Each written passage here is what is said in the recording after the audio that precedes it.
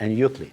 It's unfortunate that he didn't really live to see his dream come to fruition because under mysterious circumstances, he was shot by two gentlemen on his way to his office on a streetcar, a murder which was never solved, by the way. Debates, vary, again, according to why Homer G. was murdered.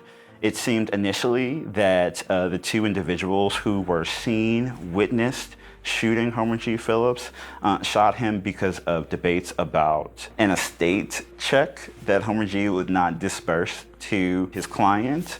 There was a dispute about whether, the daughter of a man or his sort of younger wife would get the estate. And it was a sizable estate. I believe it was around $3,000. Homer G. successfully secured the money for the daughter of this man, but he charged $1,000 for his fee. They did not pay that fee. And so it was assumed that Homer G. was murdered because he did not disperse the whole of that check. Two individuals were caught, they were apprehended, they were identified in lineups, they were even brought to trial, but neither were convicted of the crime. It's strange to me, at least, and it's strange to other people, that two young African-American men who were witnessed publicly shooting this man were not convicted of the crime.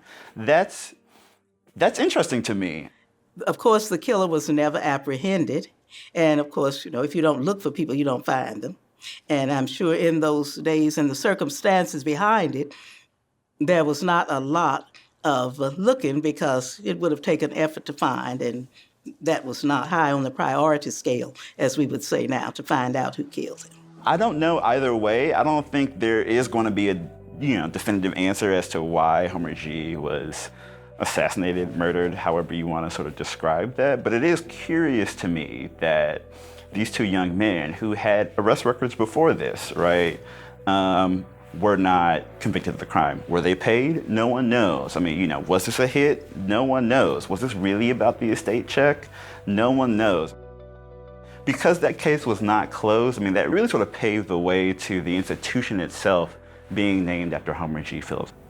It is the number one most prominent unsolved murder in the history of the city of St. Louis.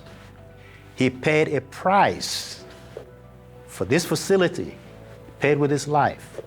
He's the kind of murder that you have to put on the same level as a Martin Luther King, a Malcolm X, a Homer G. Phillips, even though we don't speak that much enough about him.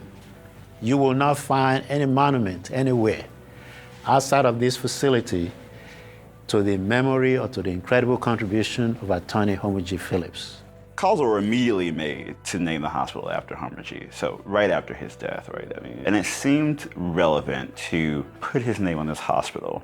But you do have individuals like David Grant who would later say, naming Homer G. Phillips Hospital is actually sort of a double-edged sword, right? On the one end, it is certainly an institution of pride. It's a vision of progress, particularly in this neighborhood.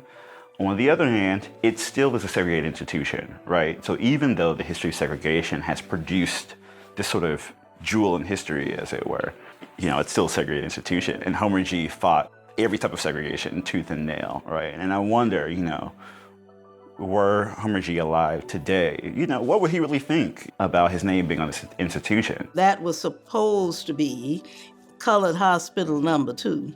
And of course, it was always number 2. I came from that era, and I understand the 1, 2, A, B. So I do not call those hospitals, I call them by their name. I called City Hospital, not City Hospital number 1, but it was either City Hospital or it was Max Starkloff. And Homer Phillips Hospital was Homer G. Phillips Hospital, not City Hospital number 2. Both sort of sentiments are there. They exist simultaneously. It is important that we sort of remember this Black lawyer at this Black institution, but at the same time, the circumstances that produce this institution themselves are, deplorable. When Homer G. Phillips opened up, it was a great day of celebration. Thousands filled the streets. All dignitaries came. The newspapers toasted as one of the best African-American hospitals in the community, St. Louis, and the world.